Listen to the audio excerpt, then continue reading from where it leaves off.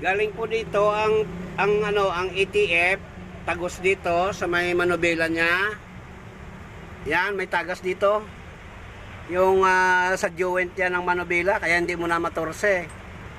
Matigas na ikabigin. Magpa-rescue kami. Ano na lang kay Sir Leonardo. Salamat.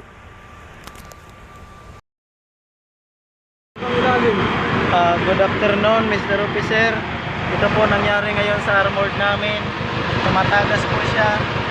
Ang malala dyan kasi nagrereklamo na po yung mga tailor kasi pumapasok yung amoy ng diesel doon sa loob.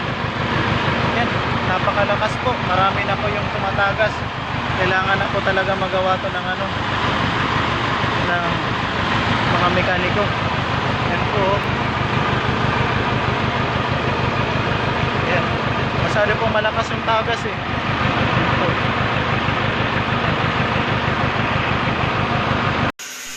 Balik muna kami ng interior. Flat kami, flat. Flat kami, flat.